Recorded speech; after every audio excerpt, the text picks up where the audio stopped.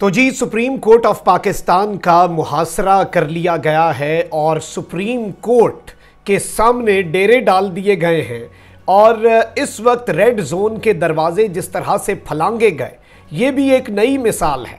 लेकिन यहाँ पर चीफ जस्टिस का नहले पर दहला सामने आ चुका है।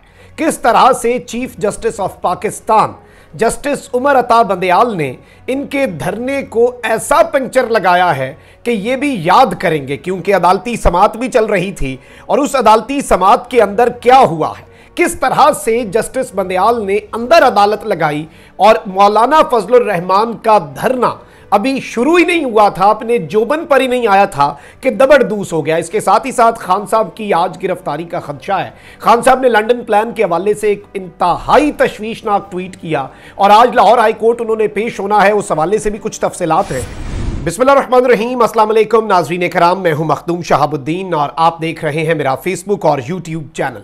उम्मीद करता हूं आप सब लोग बखैर व आफियत होंगे और जहां भी होंगे अपने अहले खाना समेत खुश भी होंगे और महफूज भी।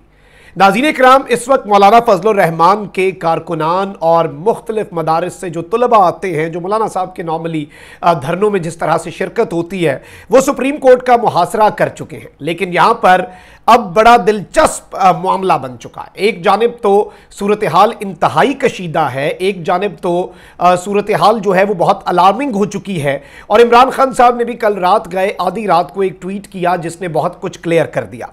इमरान खान साहब ने लिखा कि चुनाचे अब लंदन प्लान तो खुलकर सामने आ चुका है, मैं कैद में था तो तशद्दुद की आड़ में ये खुद ही जज, ज्यूरी और जल्लाद बन बैठे थे। मंसूबा अब यह है कि बुशरा बेगम को जिंदान में डालकर मुझे अजियत पहुंचाएं और बगावत के किसी कानून की आड़ लेकर मुझे आइंदा 10 बरस के लिए कैद कर दें। इसके बाद तहरीक इंसाफ की बची कुची क़यादत और कारकुनान को भी पूरी तरह जकड़ लेंगे और आखिर में पाकिस्तान की सबसे बड़ी और विफाकी जमात पर पाबंदी लगा देंगे, जैसे इन्होंने मशरक़ी पाकिस्तान में अवामी लीग पर लगाई।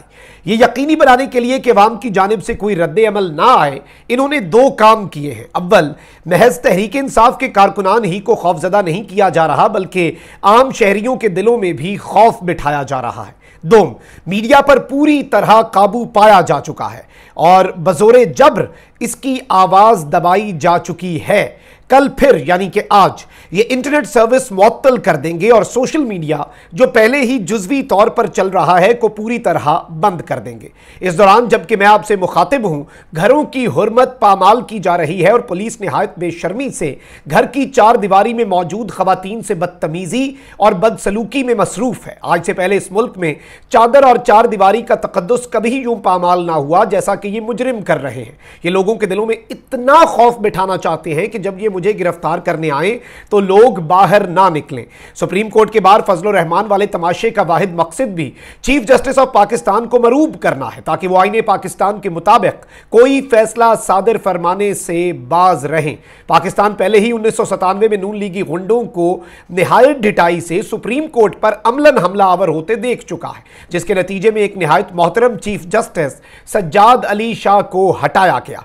अवाम पाकिस्तान को मेरा पैगाम है कि मैं अपने खून के आखिरी कतरे तक हकीकी आज़ादी के लिए लड़ूंगा, क्योंकि मुजरिमों के इस गिरोह की गुलामी से मौत मेरे लिए मुकद्दम है। मैं अपने लोगों को याद दिलाना चाहता हूं कि हमने कलमा ला इलाहा इल्लल्लाह की सूरत में यह अहद बांध रखा है कि हम रब्बे जुल जलाल के अलावा हरगिज किसी के सामने नहीं झुकेंगे। आज हम खौफ के बुत के आगे सजदा रेज हो गए तो जिल्लत और शिकस्त और रेख्त हमारी आइंदा नस्लों का मुकद्दर ठहरेगी। वो मुल्क जहां नाइंसाफी और जंगल के कानून का दौरा हो, वो ज्यादा देर तक सफ़े हस्ती पर अपना वजूद भी कायम नहीं रख पाता। ये खान साहब का एक बड़ा अलार्मिंग किस्म का बयान था और खान साहब ने एक मंसूबे पर से पर्दा हटाया। खान साहब की लाहौर हाई कोर्ट पेशी भी है, हो सकता है जिस टाइम आप सुन रहे हो उस टाइम वो उनका काफिला चल भी पड़ा हो, वहां पर खान साहब की खुसूसी जो गाड़ियां हैं वो पहुंचा दी गई हैं। कारकुनान को बड़ी तादाद में जमान पार्क पहुंचने का कहा गया है, क्योंकि आज एक मरतबा फिर former prime minister Imran Khan साहब की गिरफ्तारी का मंसूबा है, या फिर इमरान खान साहब निकलें तो पीछे से जमान पार्क में ऑपरेशन करके बुशरा बेगम जो है उन्हें गिरफ्तार करना, क्योंकि अलकादर यूनिवर्सिटी ट्रस्ट जो है उस केस के अंदर बुशरा बीबी इमरान खान साहब के साथ शरीक मुलजिमा है। अच्छा, पार्लियामेंट का मुश्तरका इजलास आज शाम 4 बजे बुला लिया गया है और पार्लियामेंट का ये मुश्तरका इजलास भी होना है और दीगर तमाम तर चीज़ें जो हैं वो भी इसके अंदर होनी है। और वफाकी काबीना का आज होने वाला इजलास जो है वो मुलतवी कर दिया गया है। इस्लामाबाद पुलिस इस वक्त सहूलतकार बन चुकी है। दफा 144 नाफिजुल अमल है, लेकिन रेड जोन के अंदर पीटीआई तो रेड जोन में नहीं गई थी, पीटीआई तो कश्मीर हाईवे पर थी। चलें ठीक है, जो अहम तरीन तंसीबात पर लोग गए उनके साथ जिस तरह से कानून से निपटना है वो आपका हक है और वो होना भी चाहिए, बिल्कुल होना चाहिए। जिस तरह उनके साथ अभी क्रैकडाउन हो रहा है, बल्कि आज जो लोग रेड जोन की दीवारें फलांगे हैं उनकी भी तस्वीर निकाल के उन्हें भी पकड़ा जाए। बिल्कुल इस मुल्क के अंदर कोई इस तशद्दुद की और कोई कानून को हाथ में लेने की गुंजाइश ही नहीं होनी चाहिए हमारे मुल्क में। पाकिस्तान डेमोक्रेटिक मूवमेंट के धरने की कॉल पर कारकुनान इस्लामाबाद पहुंचना शुरू हो गए हैं। हुकूमत और JUI फे के मुज़ाकरात कल नाकाम हुए, जिसके बाद मौलाना फजल रहमान ने हुकूमत को वाज़ेह किया कि एहतजाज सुप्रीम कोर्ट के सामने ही होगा और 1 से 2 बजे एहतजाज का आगाज होगा, जो कि हो चुका है। पुलिस राय का कहना है कि धरने का स्टेज सुप्रीम कोर्ट से थोड़ा पीछे लगवाएंगे। इलेक्शन कमीशन या वजीर आजम हाउस के सामने स्टेज लग जाए तो एतराज नहीं, सुप्रीम कोर्ट की एंट्री या बिल्कुल सामने स्टेज ना लगाया जाए, यही हिकमत अमली इन्होंने अमलन बनाई थी। लेकिन इन्होंने फिर वो दरवाजे भी तोड़े। डी चौक और पार्लियामेंट जाने वाला जब रास्ता बंद हुआ तो इंतजामिया की जानिब से बस गुजारे लाइक एक रास्ता बंद किया गया। ये पीटीआई का कारकुन होता तो आप देखते हैं कि स्टेट पावर क्या होती है, आप देखते हैं कि वाटर कैनन्स क्या होते हैं, आप देखते हैं कि आंसू गैस के एक्सपायर्ड शेल्स क्या होते हैं। जाहिर बात है इस वक्त हुकूमत ही हुकूमत के अंदर रहते हुए हुकूमत के खिलाफ या पता नहीं किसके खिलाफ एहतजाज कर रही है।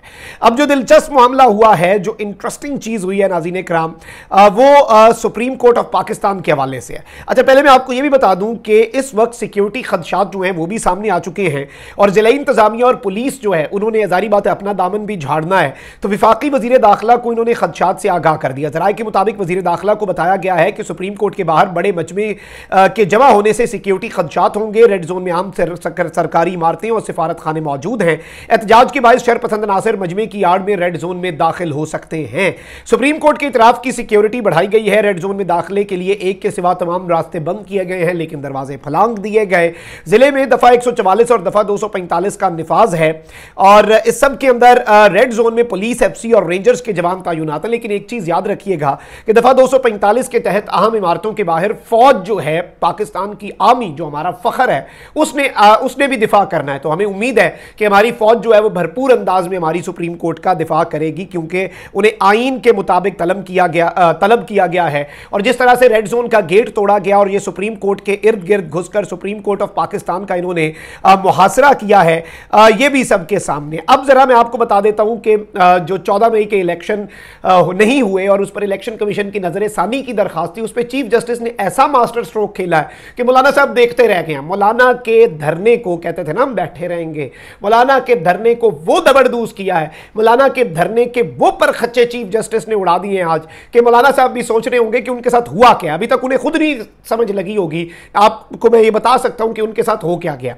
आप जरा अब सर्द होने और पूरी आपने अदालती कार्रवाई सुननी है, थोड़ी सी तफसीली है लेकिन ये आपको क्लैरिटी दे देगी कि इस मुल्क में होने क्या जा रहा है। अच्छा जी, अब यहां पर मैं आपको यह बता दूं कि चीफ जस्टिस उमरता बंदियाल की सरबराही में 3 रुकनी खुसूसी बेंच ने समाअत की। इलेक्शन कमीशन ने 14 मई को इंतखाबात के फैसले पर नजर सानी की दरखास्त दायर कर रखी है। इलेक्शन कमीशन का मौक़िफ़ है कि इंतखाबात की तारीख देने का इख्तियार सुप्रीम कोर्ट को हासिल नहीं। समाअत का आगाज हुआ तो चीफ जस्टिस का कहना था कि इलेक्शन कमीशन की नजर सानी दरखास्त के काबिल समाअत होने पर दलाइल दें। आप दलाइल में कितना वक्त लेंगे? वकील इलेक्शन कमीशन का कहना था कि मुझे 2 से 3 दिन दरकार होंगे। इस दौरान पीटीआई के वकील अली जफर रोस्टरम पर आ गए। उन्होंने कहा कि आइन का कत्ल कर दिया गया, मुल्की आबादी का 10 करोड़ हिस्सा नुमाइंदगी से महरूम है। चीफ जस्टिस ने कहा कि मुल्क में इंतखाबात का वक्त अभी है। परेशान कुन है कि जिस तरह सियासी ताकत इस्तेमाल हो रही है, बाहर देखें क्या माहौल है। 2 अहम चीजें फंड्स और सिक्योरिटी की थी। आज आपने दरखास्त में सुप्रीम कोर्ट के दायरे इख्तियार का पिंडोरा बॉक्स खोला है। यह आपके मरकजी केस में मौक़िफ़ नहीं था। सुप्रीम कोर्ट के दायरे इख्तियार पर किसी और को बात करना चाहिए। चीफ जस्टिस पाकिस्तान ने कहा कि विफाकी हुकूमत को इन मामलात पर अदालत आना चाहिए था, लेकिन वो नहीं आए। नजर सानी का ऑप्शन आपके पास था जो आपने इस्तेमाल किया। मुल्की इदारों और असासों को जलाया जा रहा है।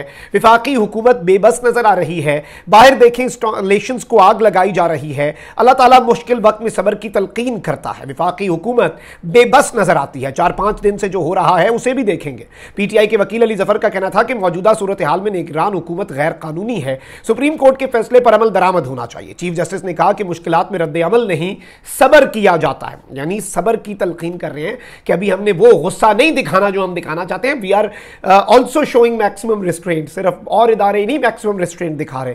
इस वक्त सूरत हाल बहुत तनाव का शिकार है। मैंने लोगों को गोलियों से जख्मी तस्वीर देखी हैं। इलेक्शन जमहूरियत का तसलसल है। वकील अली जफर का कहना था कि आइन पर अमल दरामद सबका फर्ज है। लोग आइन की अमलदारी और खिलाफ वर्जी के दरमियान खड़े हैं। चीफ जस्टिस ने कहा कि लोगों की जिंदगियों का तहफ्फुज भी जरूरी है। इस माहौल में आइन पर अमल दरामद कैसे कराया जाए? एक तरफ से भी इखलाकियात की पासदारी की जाती तो अदालत दूसरी तरफ को इल्जाम देती, यानी दोनों तरफ से ही कुछ ना कुछ दोनों हाथों से ताली बजी है। वकील पीटीआई ने कहा कि अदालत ने मुज़ाकरात का कहा। मेरे मुज़ाकराती टीम के दोनों साथी गिरफ्तार हैं। अब मुज़ाकरात खत्म होकर बात आइन की अमलदारी पर आ गई। चीफ जस्टिस ने सवाल किया कि अटॉर्नी जनरल साहब, आप मुज़ाकरात दोबारा शुरू क्यों नहीं करते? अटॉर्नी जनरल ने कहा कि मुज़ाकरात बिल्कुल दोबारा शुरू होने चाहिए। मैं ही वो पहला शख्स था जिसने मुज़ाकरात की बात की। दोनों जानिब से सुलझे हुए लोग मौजूद हैं। और इस सब के अंदर चीफ जस्टिस ने कहा कि ऑपोजिशन और हुकूमत दोनों तरफ से तनाज़े को बढ़ाया जा रहा है। लोगों की जानें जा रही हैं, इदारों की तजलील हो रही है, तनसीबात को जलाया जा रहा है। और इन्होंने कहा कि जी मुज़ाकरात के लिए मजीद वक्त मिल जाता तो बेहतर होता। 2 मई को मुज़ाकरात खत्म करने की जरूरत नहीं थी। अच्छा जी, और बहुत सी चीजें और हुई और इन्होंने वही मामलात किए। चीफ जस्टिस ने कहा कि मुज़ाकरात दोबारा शुरू करें। जो बयानिया दोनों जानिब से बनाया जा रहा है उसका हल करें। अली जफर बात दुरुस्त कर रहे हैं कि बॉल हुकूमत के कोर्ट में है। हुकूमत मुज़ाकरात की दावत दे तो अली जफर भी अपनी क़यादत से बात करें। सुप्रीम कोर्ट पाकिस्तानी अवाम के हुकूक के दिफा के लिए मौजूद है। और चीफ जस्टिस ने एक और बात भी कही। चीफ जस्टिस ने कहा कि आइन 90 दिन में इलेक्शन का कहता है। आपका ख्याल है कि हम ये बात भूल गए हैं? हम नहीं भूले। चीफ जस्टिस ने कहा कि आइन में 90 दिन है तो 90 दिन है। 14 मई का हुक्म था तो 14 मई पर ही अमल होना था। अदालत को अपने कंडक्ट पर मुतमईन करें। दोनों तरफ मैच्योर सियासी जमातें अगले हफ्ते इस केस की समाअत करेंगे। चीफ जस्टिस पाकिस्तान का कहना था कि अदालत ने सिर्फ आइन नहीं हालात को भी देखना है। बाहर के हालात देख रहे हैं, इसलिए फिलहाल समाअत जल्दी नहीं रखना चाहते। इलेक्शन कमीशन की दरखास्त में अच्छे नुकात हैं। विफाकी हुकूमत यह नुकता उठा सकती थी लेकिन उन्होंने नजर-ए-सानी दरखास्त दायर ही नहीं की। वकील इलेक्शन कमीशन ने कहा कि नजर-ए-सानी का दायरा महदूद नहीं होता। आईनी मुकदमात में दायरा इख्तियार महदूद हो ही नहीं सकता। अब चीफ जस्टिस ने कहा कि हतमी फैसला हो जाए फिर अमल दरामद कराएंगे। अदालत ने सियासी जमातों समेत पंजाब और केपी के एडवोकेट जनरल्स को नोटिस जारी करते हुए केस की समाअत आइंदा हफ्ते मंगल यानी कि 23 मई तक मुलतवी कर दी है। और अब ये जो चीजें नाज़रीन किराम, इस सबके अंदर मैं आपको ये बता दूं कि अब जो इस वक्त डेवलपमेंट्स हैं, जो इस वक्त ऑन ग्राउंड सूरत हाल है, जो इस वक्त लेटेस्ट हैपनिंग्स हैं, उसके अंदर ये जो समाअत आगे की है और फौरी समाअत चीफ जस्टिस ने नहीं की और मैक्सिमम रिस्ट्रेंट का जिसे आप कहते हैं ना कि मुजाहिरा किया गया है पाकिस्तान के ऑनरेबल चीफ जस्टिस साहब की तरफ से, तो आई पर्सनली थिंक कि ये एक बहुत बेहतरीन मास्टर स्ट्रोक है। और मौलाना साहब का धरना जो है वो इस वक्त परेशानी के आलम में ही देख रहे होंगे कि धरना किस तरह से पंक्चर हुआ है कि उन्हें समझ भी नहीं लगी कि उनके धरने के साथ आखिर हो क्या गया है। कमेंट सेक्शन में राय का इजहार जरूर करें। अपना बहुत ख्याल रखें। अल्लाह निगहबान। पाकिस्तान जिंदाबाद।